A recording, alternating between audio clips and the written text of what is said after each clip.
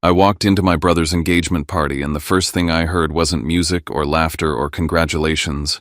It was her voice, sweet like champagne and sharp like a blade. The bride leaned in to her bridesmaids and whispered with a sneer, "The stinky country boy is here." And everyone around her giggled like I was a stain on her perfect night. I stood there with my boots on Italian marble, feeling that old familiar heat crawl up my neck the way it did when I was a kid, and my family decided I was the one they could joke about. The part that almost broke me wasn't the insult. It was how easy it was for her to say it like I didn't count, like I never had. What she didn't know was that I owned the hotel she was standing in. Every chandelier, every glass in her hand, every door she thought she could run through. And she definitely didn't know her family was about to learn that truth the bloody way by having their lies dragged into the light in front of everyone they were trying to impress. Because some nights don't end with a toast. Some nights end with a reckoning. My name is Jace Calloway, most people just call me Zeph. And I'm about to tell you the night I stopped being the country boy my own family looked down on and became the man who decided what happened next. But before I share my story, I want to know you're here with me and listening to me. Comment listening below or tell me where you're watching from. I love hearing how far my story can reach. Sometimes even the smallest connection makes it feel like I'm not carrying this alone. Thank you. And if you've ever been treated like you were, less like you were the one people could dismiss, please consider subscribing. It doesn't just help the channel. It tells me these stories matter, and that someone out there actually cares what happens to the people everyone else overlooks. All right. Now let me tell you everything. All right. Now let me tell you everything. The ballroom doors opened like a mouth-warm air-cold light and that polished kind of noise you only get when everyone in the room is performing. Monarch Arc always looked like this when someone wanted to be seen. The chandeliers hung low and arrogant, scattering diamonds of light across Italian marble that could make a pair of scuffed boots feel like a crime. Tonight the boots were mine. Clean, yes, but still boots. A plain black jacket, no logo, no designer scream. A watch that didn't beg for attention. I dressed like a man who didn't want anything from anyone because the truth was, I wanted one thing I was never offered: to walk into a room with my own family and not feel like I needed permission to exist. At the entrance, the security detail scanned invites with that crisp efficiency my hotels trained into them. Eyes up, hands, steady, polite smiles that never slipped. I could have walked past them with a nod, and a name could have ended the act before it started. But I didn't. I kept my shoulders loose, my face neutral, and I reminded myself, don't let the emotion drive. This place was mine in every way that mattered on paper. It just wasn't mine in the one way I'd spent my whole life craving. The room was absurd. Ice sculptures shaped like swans, actual swans, glittering under spotlights like they were alive. A champagne tower higher than the DJ booth, bubbling and spilling into crystal flutes that servers replaced before anyone noticed an empty hand. Flowers everywhere, the kind of arrangements that looked less like romance and more like conquest. And behind the small stage, a wide screen already rolling through engagement photos, soft focus smiles, and curated sunlight. My brother and his bride in beach light and restaurant light, in the kind of love you believe in when you've never been taught to doubt. I took one step in and heard her before I even saw her. The stinky country boy is here. It didn't come from the stage. It came from somewhere slightly to the right, close enough to carry, quiet enough to pretend it was private. The bride's voice sweet like she'd been sipping champagne all night, sharp like she'd been saving it. I turned my head and found her Blair Ashford standing in a pocket of bridesmaids in dresses that looked like they cost more than my first car. She didn't look at me when she said it. She didn't have to. Her eyes stayed on her friends as if she'd just spotted a bug in the corner and wanted credit for noticing. The giggles that followed weren't loud. They didn't need to be. They were the kind of laugh people use to prove they belong in the same tribe. A few guests nearby glanced my way, did a quick inventory from my boots to my jacket, then looked away like I'd introduced static into the aesthetic. Someone's mouth tightened. Someone else's eyebrow lifted, and for a second, the room tilted, like I was 17 again, standing at my mother's kitchen counter while she explained with a calm that cut deeper than yelling why Evan mattered, and I didn't. I didn't react. Not outwardly. Inside, the sting landed exactly where she meant it to. But I'd learned something from being underestimated. My entire life, emotion is loud, and loud makes you visible. Visibility is what people like Blair feed on. So I swallowed it. I let it burn. And I did what I always did when I needed control. I assessed the room like it was a system. Stage location, screen behind it, DJ booth to the left, soundboard and lighting controls tucked near the back. 2 main exits, one by the entrance where I stood, another near the bar. Side doors that led to the corridor, and service routes, one behind a heavy curtain near the kitchen, one closer to the restrooms. I clocked the angles, the sight lines, the security positions, the places a person would run if they panicked. I noted where the family table sat near the front, close enough to the stage that the important people could be seen. Close enough that any drama would splash onto them first. That's when I felt it, someone watching me with recognition, not judgment. Across the room near the edge of the dance floor, Rowan Pike stood with the posture of a man who could make a hotel run through a power outage and still have guests compliment the ambiance. The general manager. My guy. He caught my eye for half a second and I saw the question there. Do you want me to step in? Do you want me to end this? I gave him nothing but a minimal nod, the kind you'd miss if you weren't looking for it. His expression didn't change, but he understood. Tonight I was nobody. Tonight I wanted them comfortable. Underestimating me was part of the plan, even if they didn't know they'd stepped into it. I moved toward the bar, not too fast, not too slow. I didn't weave around people like an apology. I walked like I belonged because I did, even if no one here would admit it. A server passed with a tray of flutes. I ignored it and ordered like a regular guest. Bourbon. Neat. No special request. No name drop. The bartender, young, focused, set the glass down like he'd done it 100 times tonight. His eyes flicked up for a fraction of a second, maybe recognizing me, maybe not. If he did, he didn't show it. That was the thing about real professionalism, it doesn't perform. I took the first sip and let the burn settle the ache in my chest. Around me, the party swelled, laughter, rising music, shifting into something upbeat. Blair floated through it all like she'd been designed for rooms like this, air-kissing cheeks, touching arms, posing for photos. Everything about her was calculated. The tilt of her chin, the way she laughed half a beat late, the way her smile didn't reach her eyes unless someone with money was watching. And her family, her father Graham Ashford, stood nearby like a man trying very hard to look like a man who had nothing to fear. Big shoulders, polished suit, confident nods. Her mother Celeste glittered beside him in jewelry so bright it looked like it had its own lighting crew. They were exactly what my mother wanted to be seen with. Exactly what Evan believed he'd won. But there was something about them. Something too tight. Too glossy. Wealth can be loud, sure, but the loudest kind is usually the kind that's compensating. And they were compensating for something. I could feel it. Like actors who've memorized their lines but keep checking the wings to make sure the stage manager is still there. I let my eyes drift toward the family table. Evan stood with Blair, his hand resting at the small of her back like he was anchoring himself to her. He looked happy, not the kind of happiness you post online, the kind you carry in your shoulders without realizing it. That should have softened me. It almost did. But then he laughed at something Blair's friend said, and I saw how blind he was, how eager he was to believe the story he'd been sold. For a second, a thought hit me so hard I nearly set my glass down. I should leave. I didn't owe them this. I didn't owe them another night of swallowing humiliation for the privilege of being tolerated. Then the screen behind the stage flashed to another photo of Evan and Blair, her head on his shoulder, his smile wide and trusting, and I made a different decision. I wasn't staying because I wanted their approval. I was staying because something in my gut told me the night wasn't what it looked like. And because if my brother was walking into a trap, I'd rather cut my hands pulling him out than watch him fall and tell myself he deserved it. I checked the time on my quiet, unremarkable watch. Just after 8. The big welcome toast, the one everyone would hush for, was scheduled for 9. I remembered that from the invitation.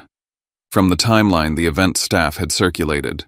From the way Monarch Arc ran events, predictable, polished, controlled.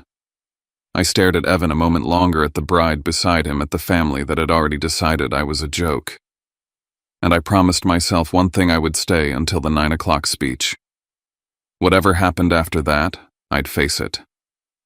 Even if it turned into a cut that never healed. My mother found me the way she always had, like a scent she didn't enjoy but couldn't ignore. Lorraine Calloway approached with a smile that didn't commit. She looked me up and down, pausing at my boots like they were personally insulting her. "You made it," she said, "and if you didn't know her, you'd think it was warmth." I knew better. I wasn't sure you would. I said I would. I replied.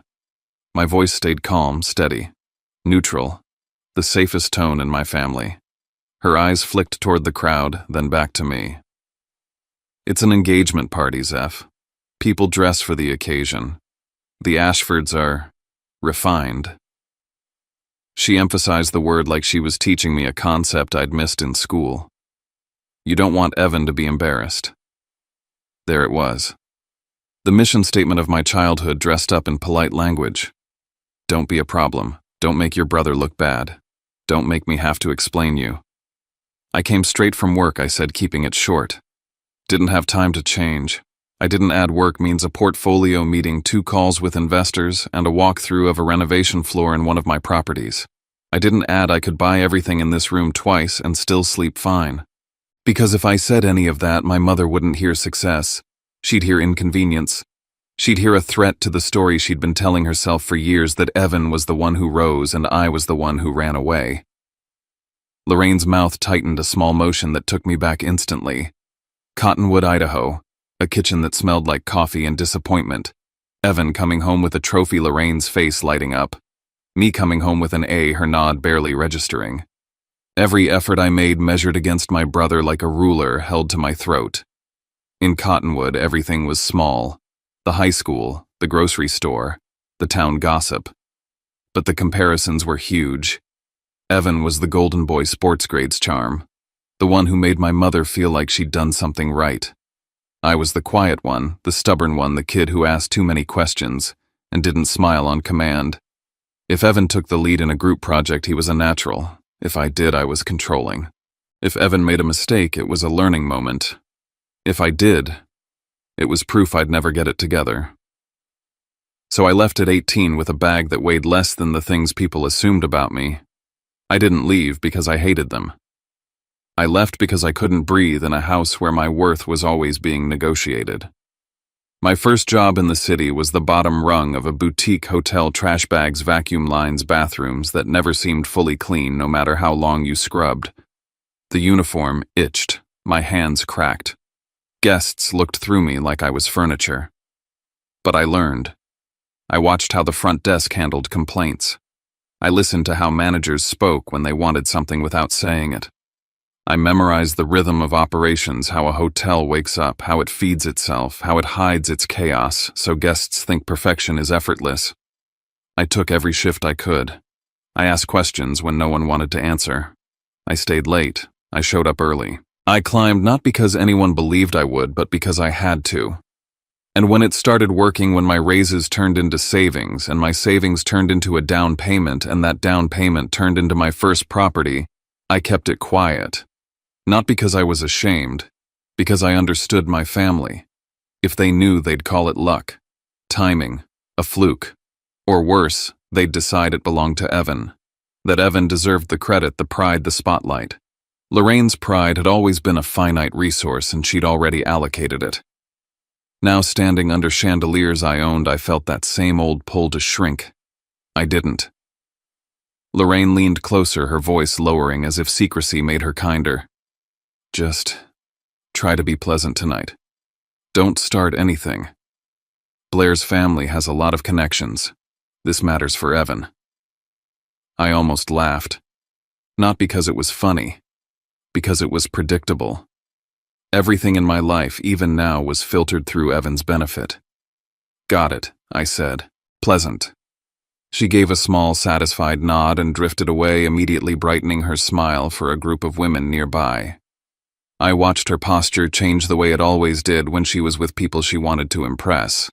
That was another thing I learned. Young, my mother could love you in private, but she lived for the public version of herself. I took another sip of bourbon and turned, intending to disappear back into the edges of the room. That's when Evan found me. He crossed the floor with a grin like he'd been drinking happiness all night. "Zeph," he said, clapping a hand on my shoulder the way brothers do when they want to act close without having to be close. "You made it." "Yeah," I said. "Wouldn't miss it." He didn't hear the effort under the words. He was already half-turned toward the stage, toward Blair, toward the future he'd picked. "Isn't this insane?" he said, gesturing at the swans, the champagne, the flowers. Blair wanted something elegant. Her parents went all out. I followed his gaze and saw Blair laughing with a bridesmaid, her hand raised mid-gesture. The light caught something on her finger. At first, my brain rejected it, like it was trying to protect me. Then my eyes focused and the room sharpened into something painful. A signet ring. Old. Heavy. The kind of ring that doesn't look flashy until you know what it is. The kind of ring you don't buy at a mall jewelry store. It sat on Blair's hand like it belonged there, the engraved face catching chandelier light with every casual movement. My throat went tight. "Where'd she get that?" I asked, keeping my voice steady with pure will. Evan's grin widened. "Oh, Mom gave it to her." He said it like he was proud, like it was sweet. "Grandpa's ring, as an engagement gift. Isn't that kind of perfect? Blair loves vintage stuff." I felt the air leave my lungs in a slow, quiet theft. Grandpa's ring wasn't just vintage. It was a promise. I could still see my grandfather's hands, big, rough, smelling faintly of engine oil and winter air, when he'd pulled the ring off and pressed it into my palm the day he told me I'd make something of myself. "You've got grit, Zeph. You're the one who doesn't fold." He'd said it in front of Lorraine. She'd nodded, even smiled. She'd watched him choose me, and for once it had felt like someone in that family saw me clearly. And now it was on Blair's finger, shining under my chandeliers like that moment had never happened. Evan kept talking, oblivious. "Mom said it should stay in the family, and Blair will be family, so my brain finished for him, "You don't count." I forced myself to breathe through my nose, slow and controlled. "Yeah, I managed. That's generous." Evan beamed. "Right. It means a lot to Blair." She said it makes her feel welcomed. Welcomed. The word hit like a slap. Across the room, Blair turned her head slightly and caught my stare. For a fraction of a second, her eyes narrowed with satisfaction, like she'd just won a game I didn't know we were playing. Then she smiled, small, perfect, and lifted her hand as she spoke to someone else, deliberately placing the ring in the light. A tiny motion. A quiet flex. The kind of cruelty that hides in manners. I swallowed hard, the bourbon burning down into the part of me that wanted to explode. And that's when I understood this wasn't an accident. Lorraine hadn't forgotten. She'd been there when Grandpa promised it to me. She'd heard it. She'd seen it. She'd simply decided that Blair and Evan's story mattered more than mine. That my pain was an acceptable cost for their picture-perfect moment. I looked at Evan, at his open face, his trust, his ignorance. Part of me wanted to rip the ring off Blair's finger in front of everyone and demand my life back. Another part of me, older, colder, knew that would only turn me into exactly what they already believed I was the problem. So I smiled because I'd learned how to survive in rooms that wanted me small. "I'm gonna grab some air," I said. Evan barely noticed. "Yeah, sure. Hey, stick around. Dad of the Year toast is at 9, you'll love it. Graham's got this whole speech planned." Graham, the father, the man who'd looked too polished, too controlled. As I moved away from the family table, I kept my face neutral, my steps unhurried. But my mind was racing, stacking details like bricks. The ring. The way Blair watched me. The way Lorraine had warned me not to embarrass Evan. The way the Ashfords performed wealth like it was a costume. While guests clinked glasses and posed for photos, I watched Graham Ashford again. He'd been smiling a lot, shaking hands, telling stories. But every few minutes, his gaze flicked down to his phone like it might bite him.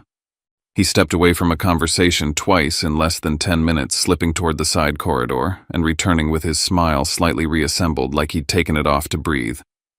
Celeste stood at his elbow glittering, but her hands weren't still. She kept touching her wrist, adjusting a bracelet that didn't need adjusting. She brushed her fingers against her necklace, then her earrings, then her rings. A nervous checklist. Like she was afraid something valuable might disappear if she stopped reminding herself it was there. Wealth doesn't do that. Fear does. The noise in the ballroom started to press in on me. The laughter, the music, the way everyone moved like the night was simple and safe. My chest felt tight not just from the ring, but from the growing sense that something was wrong under all this sparkle. I didn't want to blow up at my family table. Not here. Not yet. If I was going to feel anything, I needed space to feel it without making it entertainment for people who already thought I was beneath them. So I did the only thing that made sense. I slipped toward the back, away from the stage, away from the camera phones and the curated smiles, and I headed for the corridor behind the ballroom, the one that led toward the service areas and the quieter veins of the hotel. I told myself I just needed a minute to breathe, a minute to calm down, a minute to decide what kind of man I was going to be tonight. I had no idea that one hallway, one turn, and one overheard sentence was about to flip the entire night on its head. The corridor behind the ballroom felt like stepping out of a movie set and into the machinery that made it believable. The music dulled into a muffled heartbeat. The air changed cooler, cleaner, faintly metallic with the honest smells of sanitizer and linen carts, and hot food rolling out of the kitchen doors. The carpet gave way to service tile. The light overhead wasn't flattering. It didn't have to be.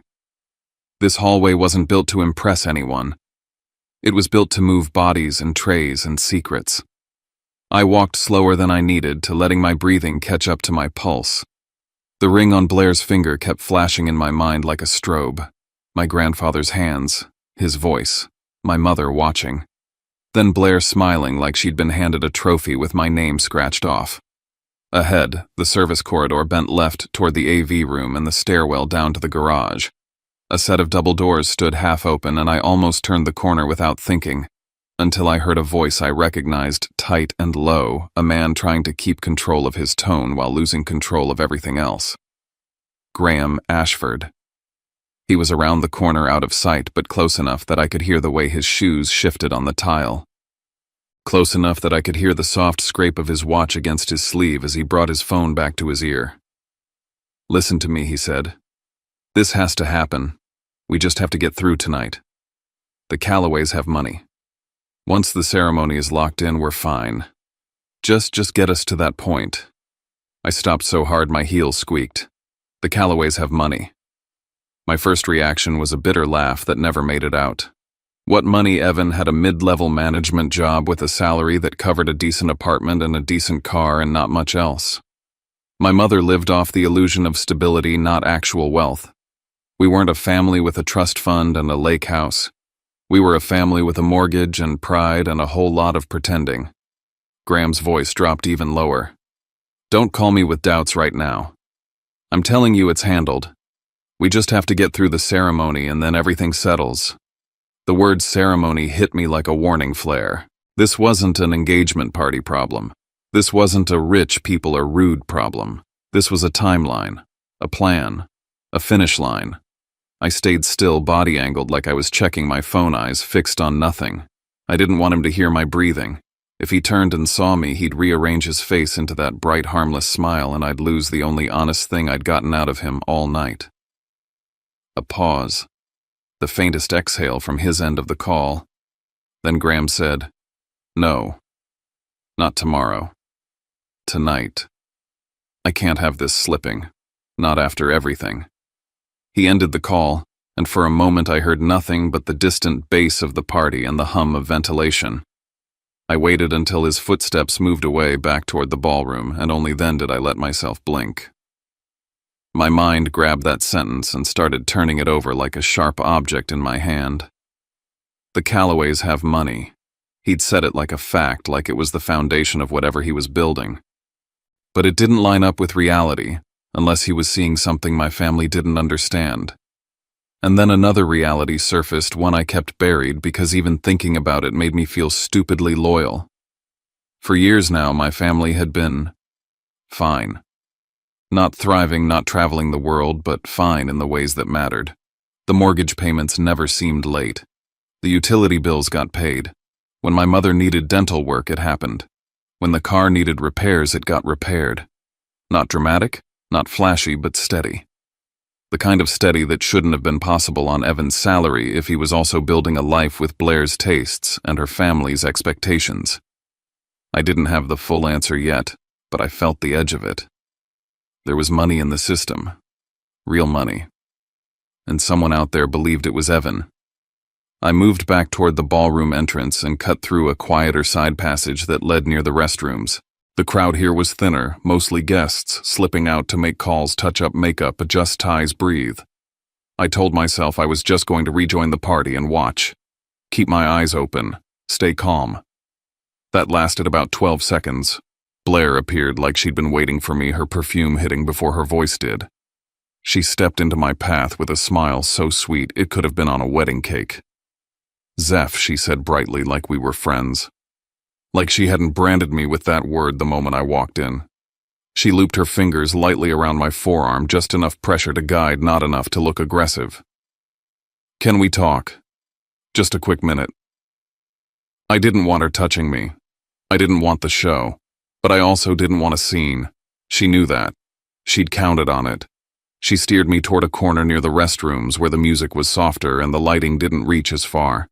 The second we were out of earshot, her smile died like someone flipped a switch. "I'm going to be honest," she said, voice low and flat. "You confuse me." I didn't answer. I held her gaze, letting silence do what it always did, make people reveal more than they meant to. Her eyes flicked over my jacket, my boots, the plainness of me. "I hear you send money home every month," she said, like clockwork, playing the good son from a distance. My stomach tightened. I kept my face neutral. "Do you?" She gave a small laugh, cruel and quick. "It's not exactly a secret. People talk, especially when it makes a good story." Her fingers brushed the ring on her hand, my grandfather's ring, like it was a nervous habit or maybe a threat. "What I don't get is why. You don't exactly look like you've got much. So what is it? Guilt, desperation, trying to buy your way back into a family that never picked you?" Heat rushed up my neck again, the same old heat, the same old humiliation. Only now it was wearing a designer dress and speaking in a calm voice. She leaned closer. "Evan tells me everything she said, and there was something in the way she said his name. Ownership, not affection. He says you've always been jealous, that you can't stand being second, that you show up just to remind everyone you exist. That wasn't Evan. Not fully. Evan could be careless, self-centered, blind. But the venom in that sentence, that came from her. She'd taken whatever he'd said in passing, whatever small complaints he'd made without thinking, and sharpened them into a weapon. And honestly, she continued, it would be better for everyone if you stayed away. From the wedding, from Evan, from this family. Nobody's going to miss you, Zeph. You're dead weight." There it was. The point of the conversation. Not curiosity, not bonding, a warning. I watched her face as she said it, the composure, the certainty. She wasn't just insulting me because she could. She was clearing space, removing friction, making sure nothing disrupted whatever she and her family were building around Evan. I kept my voice quiet. "Is that so?" She smiled again, but it wasn't sweet this time. It was sharp. "I'm trying to do you a favor," she said.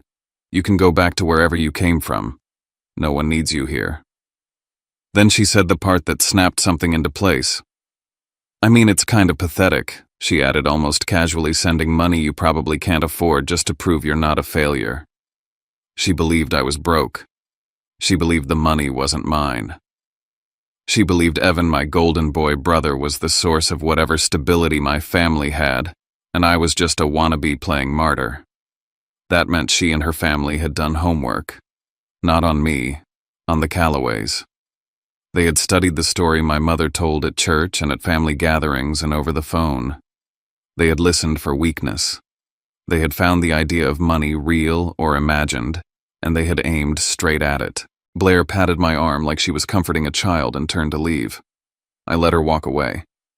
Not because she didn't deserve a response, because I didn't want to give her what she wanted, a public outburst she could use to paint me as unstable, resentful, dangerous. If she could turn Evan against me, she'd make it easier to push me out permanently. She'd make it easier to control him. My phone buzzed in my pocket. I pulled it out and saw Evan's name. Evan. Where are you? Can we talk? Something feels off with my future in-laws. I stared at the message longer than I should have. Part of me wanted to grab him by the collar and drag him into the service corridor and tell him what I'd heard. Tell him to run. Tell him he was being played. But another part of me, the part trained by years of watching people lie, knew that if I moved too soon, the whole thing would evaporate. If Evan confronted Blair even a little, she'd warn her parents. They'd get quiet. They'd get polite. They'd disappear, and my brother would be left with nothing but doubt and denial, easy for her to smooth over. I typed back after the toast, "Stay where you are." I hated myself for how cold it felt, but I hit send anyway. Then I looked up and saw the service door at the edge of the room, half hidden behind a curtain. Rowan Pike was near it, speaking quietly into a radio, eyes moving across the ballroom like he was tracking patterns. He glanced at me and I gave him a barely there motion with my fingers. "Come here, now." He didn't rush. He didn't look like he was obeying anyone. He simply drifted in my direction with the calm of a man doing his job. When he reached me, I didn't say his name. I didn't call him GM. I kept my voice low, casual, like we were two strangers discussing the weather.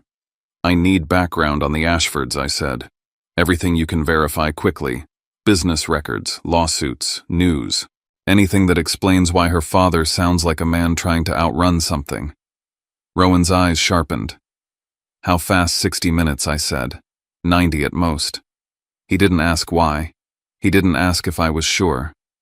That was why I trusted him with my buildings, my staff, my reputation. He simply nodded once. "Understood. I want it clean," I added. "No rumors. Nothing we can't back up." Rowan's mouth tightened into the smallest hint of a smile. "Clean. Verified. I'll get you what's real."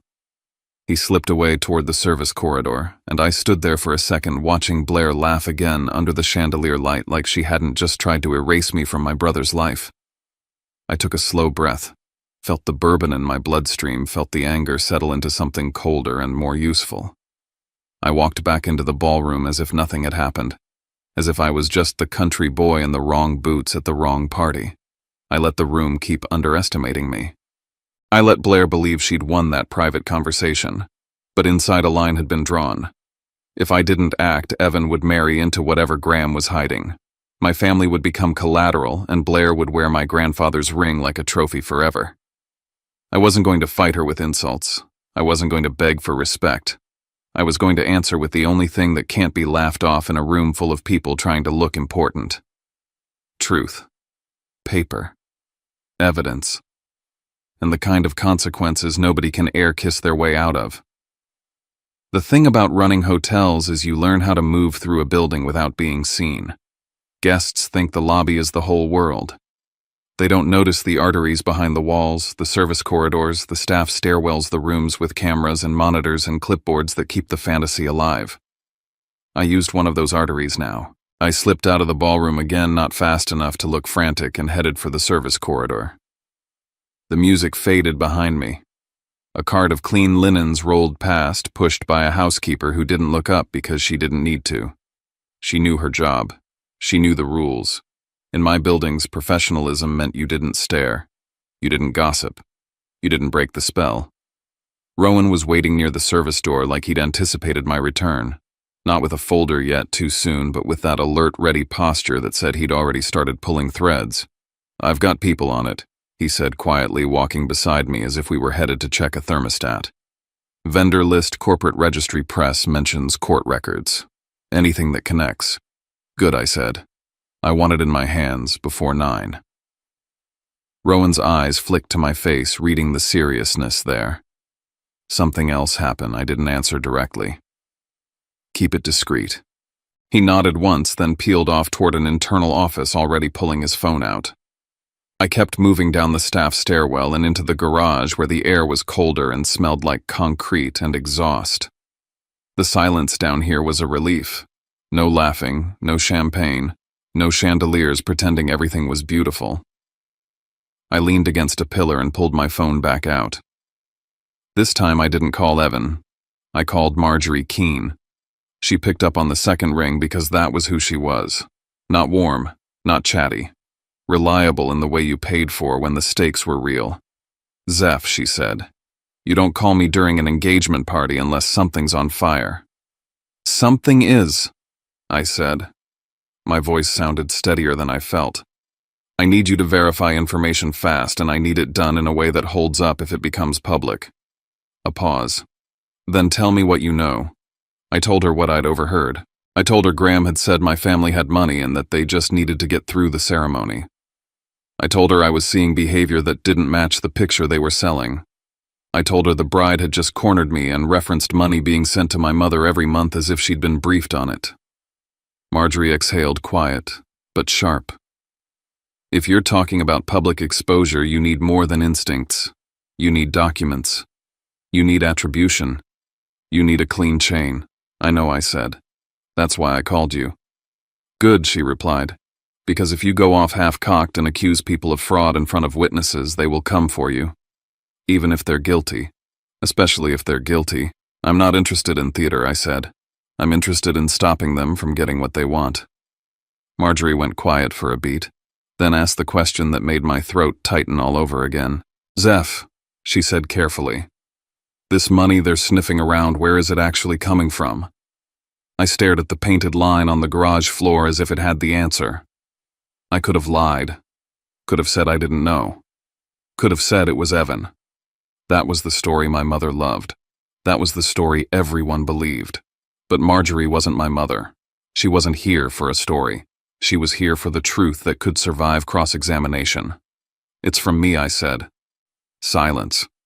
"My family's bills." I continued, voice low, steady. "Mortgage help, utilities, medical stuff. Quiet payments through my company.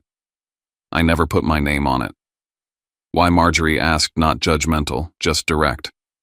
Because I wanted them safe. Because part of me still hoped they'd love me if I didn't make them uncomfortable. Because I didn't want gratitude that would turn into entitlement. Because I didn't want Lorraine to look at me the way she looked at Evan, like a mirror she could use to admire herself. I didn't say all that. I said the simplest version. Because they're my family. Marjorie's tone shifted into something harder. "Okay, then this changes the risk. If those people believe Evan is the source, they're targeting him. And if you've been paying, they may believe your family has assets it doesn't. That can escalate quickly." I know I said again, and I meant it in a way I hadn't 5 minutes ago. Because now I could see it. The picture forming. A family performing wealth too loudly. A father who sounded like he was racing a deadline. A bride who wanted me gone. Evan being pulled deeper into their orbit. Marjorie asked, "Do you have anyone gathering background?" I set it in motion, I said. "Rowan Pike." "Good," she replied. "I want you to loop me the moment you have anything verifiable. And Zeph, do not confront them alone. Keep your distance. Let paperwork do the work." When we hung up, I didn't feel calmer. I felt sharper. I made one more call, this one to Devon Sato.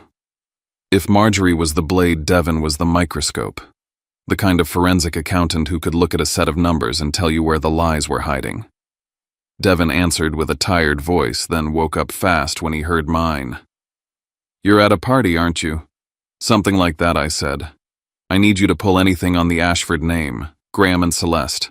Real estate, investments, anything that smells like investor money. I need patterns." Devon didn't ask why. He never did when the request sounded urgent. "Give me a location. Chicago," I said. "But I have a feeling the trail doesn't start here." Devon made a small sound of agreement. It rarely does. I fed him what I had, names, the hotel venue, any details I'd noticed. Then I added, "Look for a structure where early investors get paid with later money.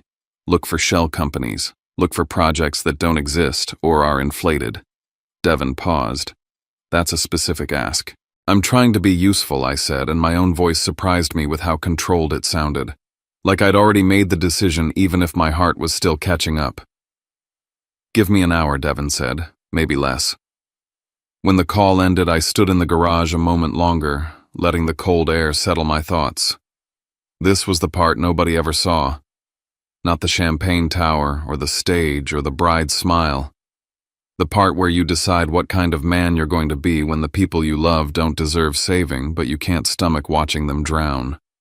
I thought of Lorraine at church laughing with neighbors, telling anyone who would listen that Evan takes care of everything. I could hear her voice so clearly it made my jaw clench. She'd said it with pride, with relief, with the smug comfort of believing her golden boy had fulfilled his role. And in doing so, she'd painted a target on his back the size of a billboard. That was the ugly truth. My mother hadn't just given away my grandfather's ring. She'd given away the illusion of money, too.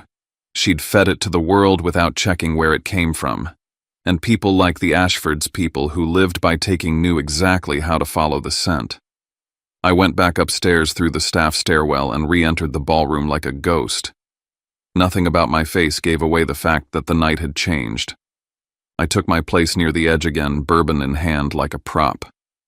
Blair was laughing with her friends, radiant, easy, triumphant.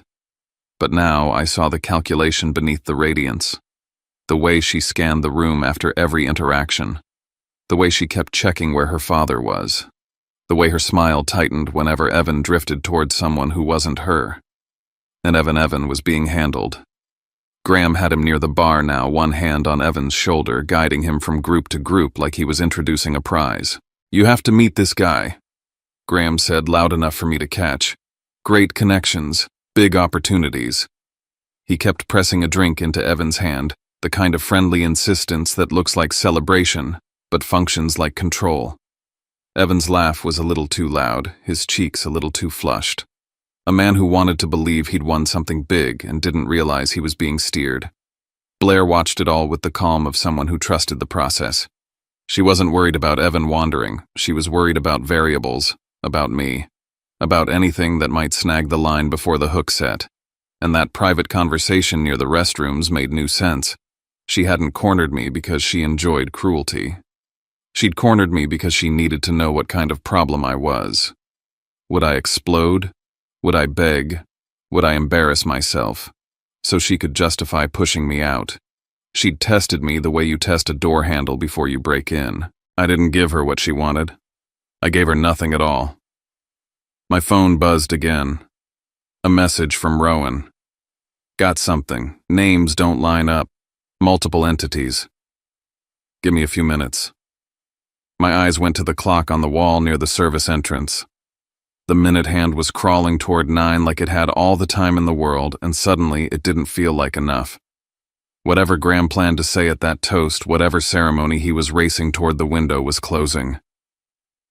I took a slow sip of bourbon and tasted the oak and the burn and the patience I'd built over a lifetime of being underestimated.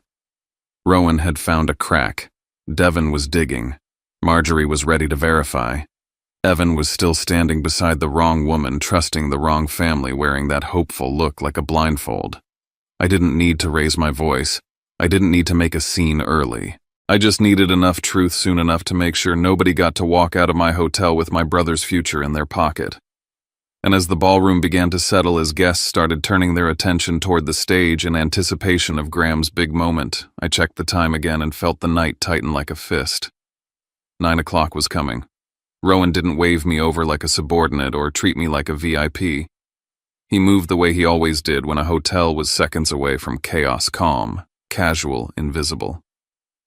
He drifted toward the edge of the ballroom, brushed past me as if we were strangers, and murmured, "Conference wing." 2 minutes. Then he kept walking without looking back. I waited a beat, finished the last sip of bourbon like it was no different than any other night, and followed at a distance. The shift from ballroom to back hallway was like crossing a membrane. The laughter softened. The air cooled. The light turned honest. We slipped through a staff door and into the quieter spine of the building, past framed art no one ever stopped to admire, past carpet that didn't sparkle, past doors labeled with plain numbers instead of romantic names. Rowan led me into a small, unused meeting room near the conference wing. No flowers, No champagne.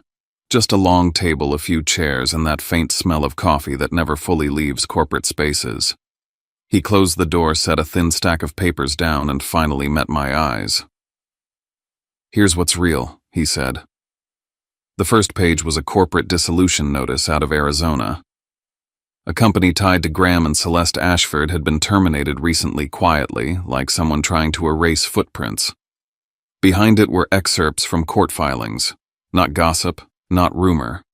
Words stamped by a system that didn't care about social standing.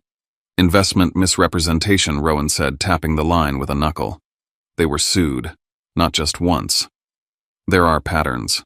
I flipped through the pages, my fingers suddenly cold. Addresses repeated, same suite numbers, same mailing drops. Phone numbers that matched other entity names. Registered agents that showed up in multiple filings like recurring characters in a bad story. Rowan slid another sheet closer. And this, he said, was the part that made my stomach drop. Some of these contacts overlap with names that don't belong to Ashford. Different LLCs, different brands, same people behind them. I leaned in, scanning, feeling the shape of it. A rotating door of identities, a costume change every time the lights got too bright. My phone rang before I could speak. Devin Sato. I answered on the first ring. "Talk to me." Devin didn't waste breath. "You were right to be worried," he said. "This isn't a family in a little trouble. This is structured." My grip tightened on the phone. "Explain." I pulled transaction histories tied to the entities Rowan found, Devin said. "The money moves through at least 3 layers of shell companies. It pays returns on a schedule that looks too perfect, like someone trying to keep investors calm. And there are cash withdrawals in big chunks right before key dates. Court dates, audit requests. Any moment you'd expect scrutiny." I stared at Rowan's stack of papers, my mind connecting the dots like it couldn't stop once it started.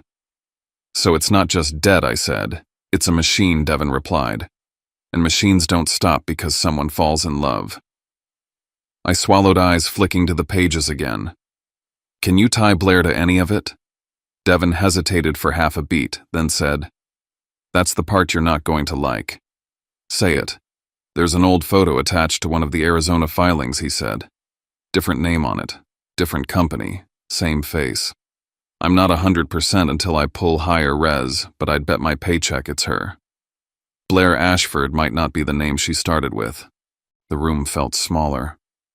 Rowan watched my face like he could see the storm forming. "Multiple identities," he said quietly, confirming what Devin couldn't see but what he'd already suspected. Devin kept going. "If she's used another name before, that suggests coordination. This isn't a rich girl marrying your brother. This is a role. A role for what I asked, though. I already felt the answer creeping in." Devin exhaled. "Cover. Access. A clean-looking connection. Something that lets them appear legitimate long enough to reset somewhere else." I thanked him, told him to keep digging, and ended the call. My pulse hammered once, twice, then steadied, settling into something colder. Not panic. Focus. Rowan leaned back slightly. "I also checked social chatter," he said. "Not gossip sites, public records of events, charity boards, guest lists. They've been circling high-visibility rooms for years. They need the optics. They need the photo of respectable family joins, respectable family. A marriage as a stamp of credibility.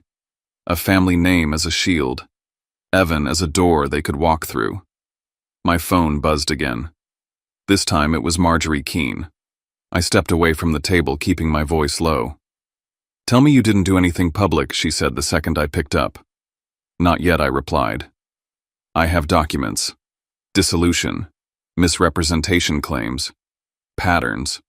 Devin says there's a structure that looks like investor fraud." Marjorie's voice sharpened. "There may be an active federal investigation. I can't confirm without making calls the right way, but I need you to understand what that means. If you expose this carelessly, you can interfere. If you expose it cleanly, you can become leverage for the right people. I'm not trying to play hero," I said. "I'm trying to stop my brother from marrying into this." "I get it," she said, and for the first time all night, I heard something human under her legal precision. I'm going to contact a channel I trust. No promises, no assumptions. But if there's a team tracking these people, they'll want a controlled moment. A controlled moment, I repeated, eyes drifting toward the door as if I could see the ballroom through walls. Yes, she said. Something with witnesses. Something with documentation. Something that forces them to stay put. I looked at Rowan. Looked at the stack of papers. Thought about the stage. The screen. The planned toast at 9. Okay, I said. Do it. And text me only what you can confirm.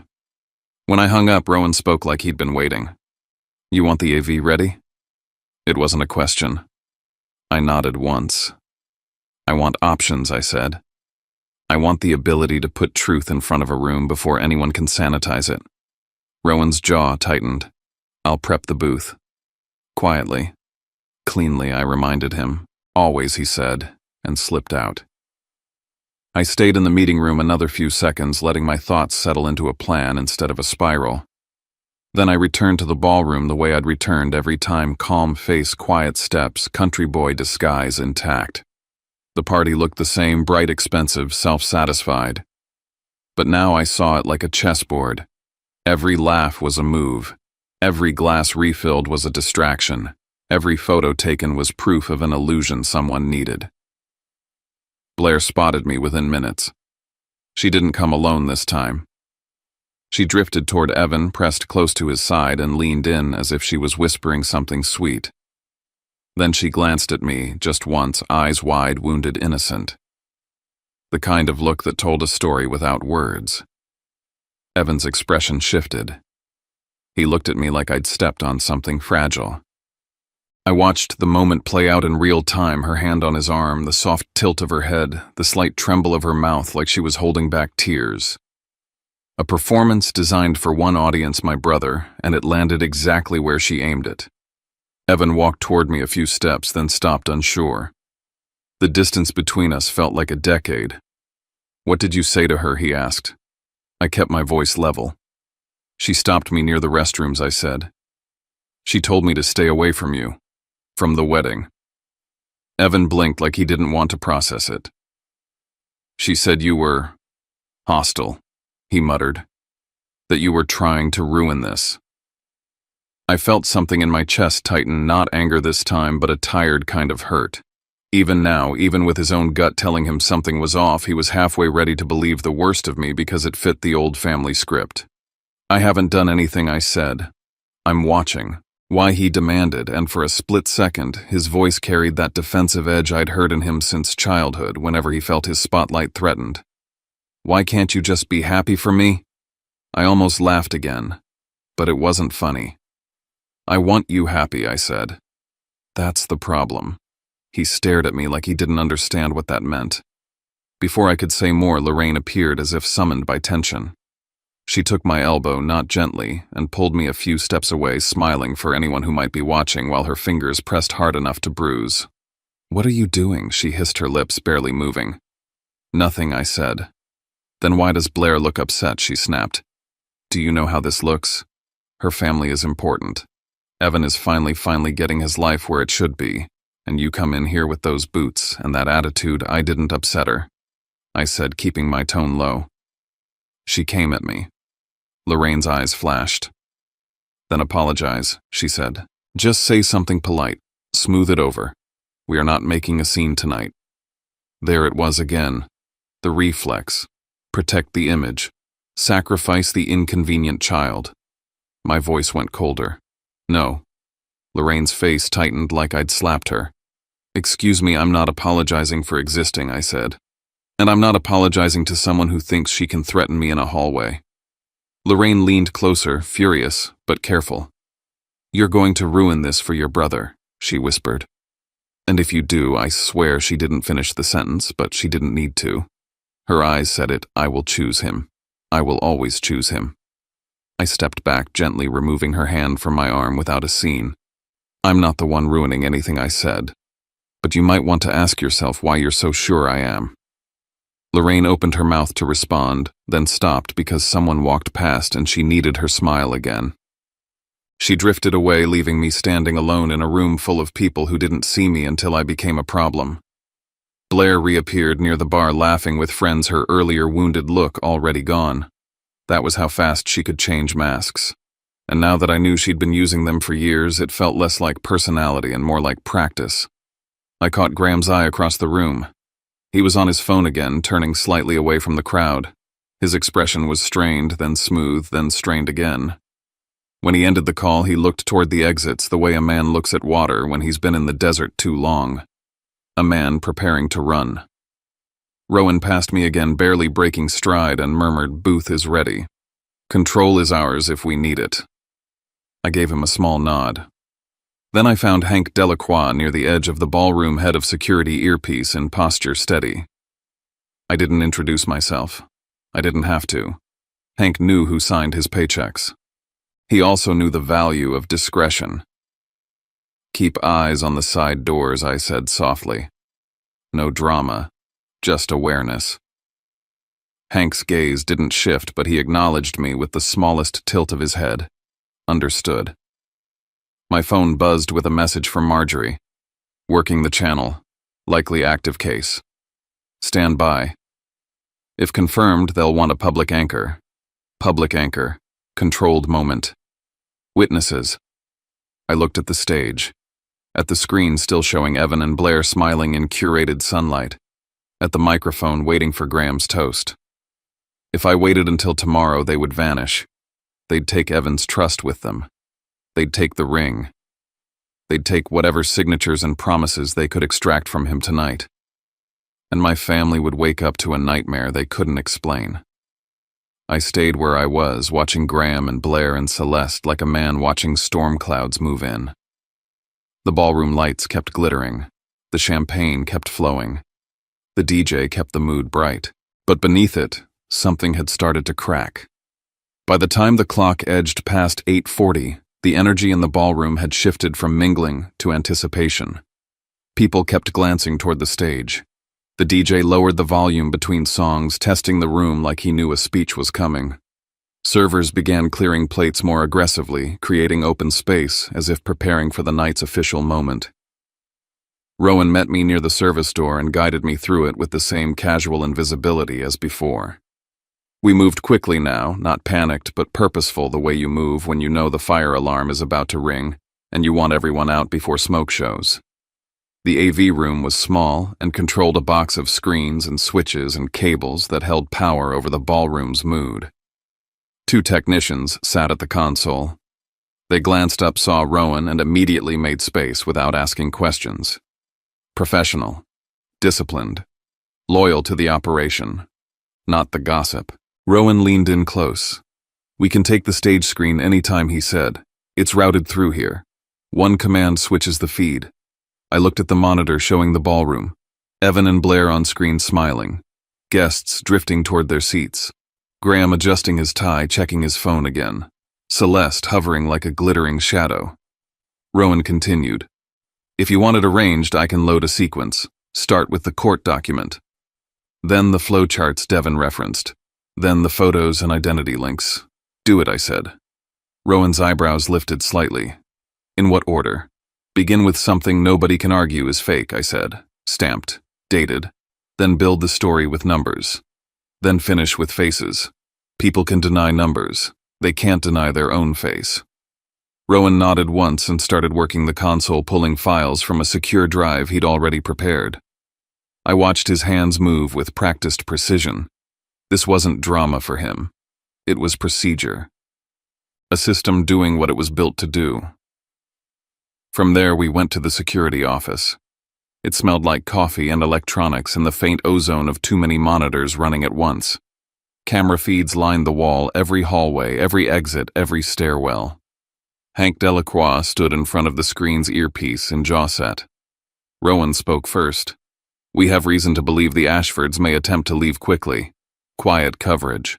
Hank looked at me, and I could see he already knew. "Side doors are staffed," he said. "Service elevators, too. No one gets blocked unless you say so.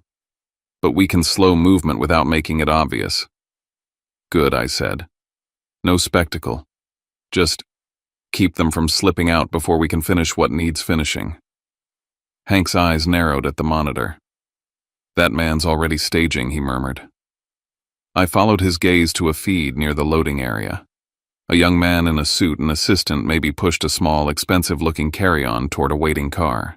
He spoke to a valet, then pointed toward the service entrance as if requesting a private route. Whose bag? I asked. Hank tapped his radio, once listened, then answered. Ashford's. Not Evan. Not your family. So they were packing. During the engagement party, while everyone else was drinking toasts and taking photos. They weren't celebrating. They were managing an operation. My phone buzzed again. Evan. Don't do anything tonight. Blair says you're trying to sabotage us. Please, just let us have this. My fingers tightened around the phone until my knuckles ached. That message wasn't just Evan's voice. It was Blair's hand on his shoulder, her soft crying voice in his ear, her story threading itself into his doubts until he couldn't tell which feelings were his. They were isolating him, making sure his only source of truth was them. I didn't reply. If I wrote back with warnings, he'd show her. If he showed her, she'd warn Graham. If Graham was already staging bags, they'd accelerate. They'd disappear and leave my brother holding nothing but a ring-shaped bruise. Hank's radio crackled softly. He listened, then spoke in a low tone. Copy. Keep it smooth. He turned to me. Graham's been back near the stage twice in 10 minutes, he said. He's talking to people like he's closing a deal. I felt my stomach sink, not from fear but from anger that had nowhere to go except forward. We moved back into the service corridor and approached the backstage area near the ballroom. I didn't step into the room yet. I stayed in the quiet seam between the public and the private, listening to the muffled swell of voices through the wall. And then I heard Graham again. He was near the curtain, close enough that his voice slipped through the gap between fabric and frame. He was speaking to someone, Celeste maybe, or the assistant. All we have to do is get through the speech, he said, tight and urgent. Once that's done, we're set. Set for what?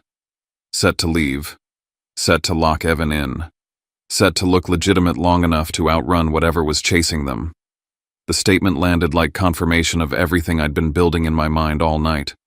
Not paranoia. Not family drama. A timeline. A target. A closing window. I stepped back, heart steady now in that unsettling way it gets when a decision becomes permanent. Lorraine appeared at the end of the corridor like she'd been searching for me. Her heels clicked on the tile too loud for a space meant for quiet. Her face was flushed not with joy, with rage restrained by manners. What are you doing back here? She demanded the second she reached me. Breathing, I said. Lorraine's eyes cut. Don't play games with me. Evan is upset. Blair is upset. And everyone can tell something is off. She lowered her voice, leaning in the way she used to when she wanted to control me without being seen controlling me. You need to stop whatever you're planning. I held her gaze. You think I'm planning something. I know you, she snapped. You always do this. You can't just be happy for him. You always have to make it about you. My jaw clenched hard enough to hurt. You've made my entire life about him, I said quietly. Lorraine flinched like she'd heard something she didn't want to acknowledge. Then her eyes hardened again. This is not the time for your feelings. It's never the time, I said. Her voice turned icy. If you cause a scene tonight, she whispered, I will cut you off in front of everyone. Do you hear me? I will tell them you're not part of this family. I will make sure you don't come near Evan again. For a moment, something old and raw moved through me, the little boy who wanted his mother's approval like oxygen. The teenager who left because he couldn't survive the constant comparison. The adult who still paid her bills quietly because some part of him couldn't stop trying. And then I looked past her through the service door window and saw Evan on the ballroom feed in my mind, standing beside Blair, smiling on the surface trapped underneath. I realized something so clear it almost made me calm. Lorraine could cut me off socially. She could embarrass me. She could say words that hurt. But she couldn't undo what was coming if I stayed silent. If I stayed silent, Evan would be bound to these people, and the consequences wouldn't be an argument at a party. They'd be legal, financial, Public. Permanent. I lowered my voice to match hers. If you want to disown me for telling the truth, I said, then you were never my mother in the ways that mattered. Lorraine's breath caught, and for a second I saw fear in her face, not fear of me. Fear of the mirror I'd just held up. Then she straightened her posture and turned her anger back into a mask. Fine, she said. Do whatever you want. Just don't you dare blame me for what happens. She walked away, heels clicking like a countdown. I stood there alone in the corridor, feeling the last thread of restraint inside me snap into something clean and sharp. I texted Rowan, sequence ready. Stand by. Only move when I say. Rowan replied instantly. Ready. I texted Marjorie, I have verified docs and a public venue. If your channel confirms federal interest, tell them where to be and when. A few seconds later, working on it. If confirmed, they'll stage outside. Do not proceed until I say you have clean confirmation. I slipped back into the ballroom, taking my place near the edge with the same unremarkable posture as always. The room was settling now. Guests were facing the stage, glasses in hand. The DJ lowered the music to a gentle hush. The screen behind the stage glowed with another soft focus photo of Evan and Blair smiling like nothing in the world could touch them. Graham stepped toward the microphone, straightening his tie with the confidence of a man who believed he was about to win. Blair stood at Evan's side, her smile flawless, the signet ring catching chandelier light with every slight movement of her hand. Evan looked toward the crowd, then toward Blair, then briefly. Briefly his eyes found mine. There was a flicker there. Doubt. A plea. Confusion. I didn't give him a speech. I didn't give him a warning he wouldn't believe. I gave him my presence, steady, unmoved, like a lighthouse he didn't understand yet. My phone was in my pocket, my hand wrapped around it, thumb hovering where one word could shift an entire room. The clock on the wall slid toward 8:59. The ballroom went quiet in that ceremonial way, the way people hush because they're trained to respect a microphone. Graham cleared his throat and smiled, and I watched the big screen behind him still showing a happy lie. And I held my breath for the moment I was about to change what the entire room thought was true. At 8:59 p.m. the room leaned forward without realizing it. That subtle shift happened the way it always does before something irreversible, glasses lowered. Conversations, thinned bodies angled toward the stage. Graham Ashford stepped up to the microphone with the ease of a man who believed the night belonged to him. He smoothed his tie, smiled wide, and let his gaze sweep the ballroom like a host welcoming guests into a home he fully expected to keep. Behind him, the massive screen glowed with a carefully curated slideshow of Evan and Blair. Sunlit smiles, champagne flutes clinking. A love story edited to perfection. Blair stood just below the stage posture, immaculate, one hand resting lightly on Evan's arm. The antique signet ring gleamed on her finger, catching the chandelier light like it had every right to be there. Evan looked proud, happy, and if you knew him well enough, you could see the faint tension at the edges of his smile, like a man holding his breath underwater. I stayed where I was near the edge of the room, close enough to see the exits and far enough to be overlooked. My phone rested in my jacket pocket, warm against my palm. I felt steady, not numb. Ready. Graham began to speak about family, about honor, about how proud he was to welcome Evan into theirs. The words were smooth, practiced, delivered with the cadence of someone who had said similar things in other rooms under other names. At exactly 9:00 p.m., I sent Rowan one word. Now. The screen behind Graham flickered once. The smiling photos vanished. In their place appeared a scanned court document, stark and official, stamped and dated, the kind of page that doesn't care who's rich or charming. A name sat at the center of it, bold and unmistakable. Tessa Wynne. The air in the ballroom changed instantly. A ripple ran through the crowd, confusion first, then recognition that this wasn't a glitch. This wasn't part of the program. Graham faltered mid-sentence. His smile froze, then cracked. "Looks like we're having a little technical issue," he said into the microphone, laughing too loudly.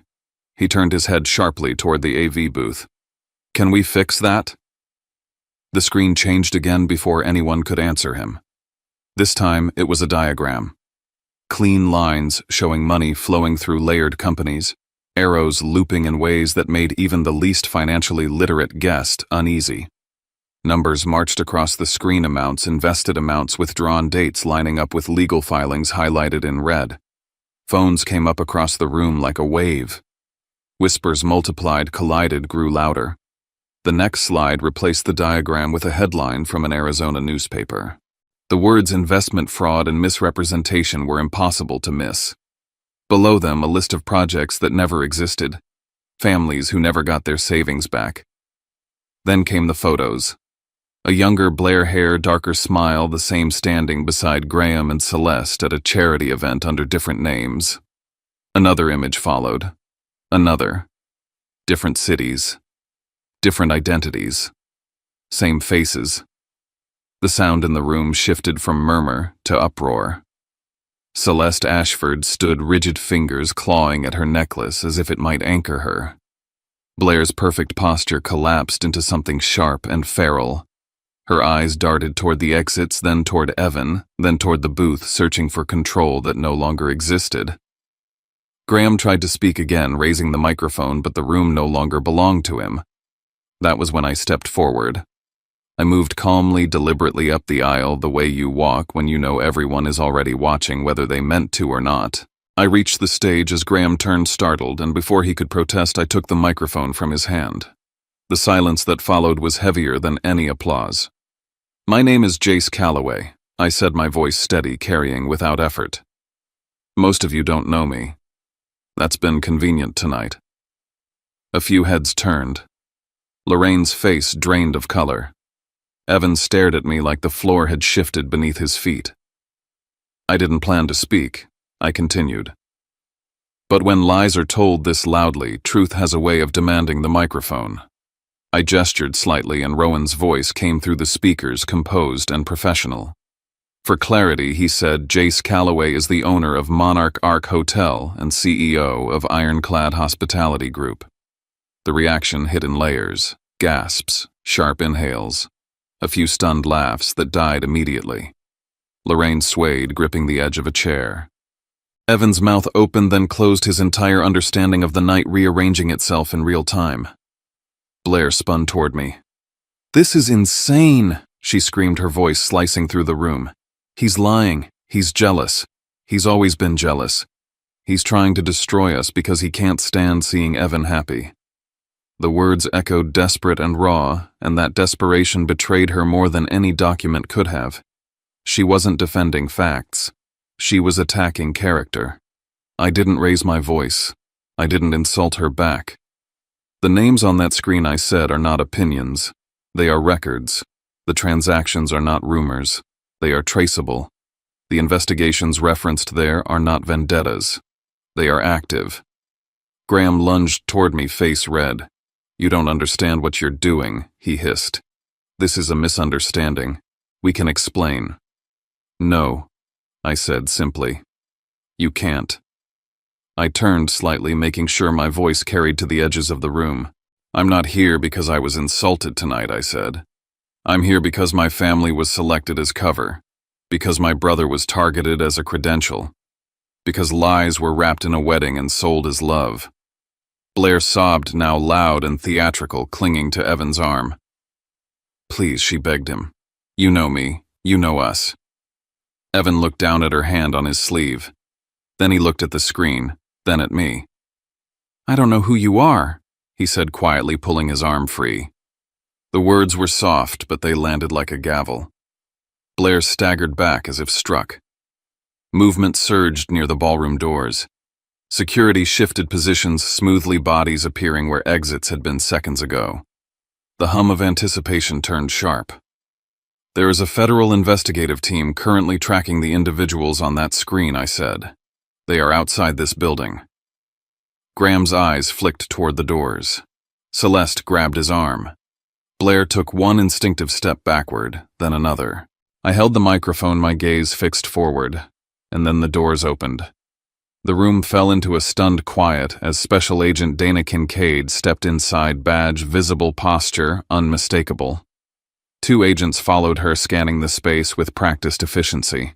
This wasn't a raid fueled by chaos. This was procedure arriving exactly when it needed to. Dana's voice cut clean through the air. Graham Ashford, she said, also known under multiple registered identities, you are being detained in connection with wire fraud, investment fraud, and conspiracy. Graham sputtered, stepping back. This is outrageous. You can't just, I want my lawyer. You'll have that opportunity, Dana replied evenly. Not here. Celeste broke down immediately, tears streaming, hands fluttering uselessly as if grief alone could erase years of deception. Blair Tessa lunged toward Evan again, her voice cracking. Tell them they're wrong. Tell them this is a mistake. Please. Evan didn't move. Security closed in as the agents took control. Graham tried once more to twist free, but the effort was half-hearted, already defeated. As Blair struggled, the antique signet ring slipped from her finger and hit the marble floor with a sharp final sound. The ring rolled to a stop near Evan's shoes. He stared at it for a long second, then bent down and picked it up. His hand trembled slightly as he turned it over, thumb brushing the worn engraving. He walked toward me and placed it in my palm. This was never hers, he said quietly. I'm sorry. The weight of it felt familiar. Right. Blair screamed my name as they pulled her away, the old insult spilling out of her mouth like a curse she couldn't let go of. You think you won, she shouted. You're nothing but. Hank stepped in firm and unyielding, stopping her before she could reach me. I leaned just close enough for her to hear.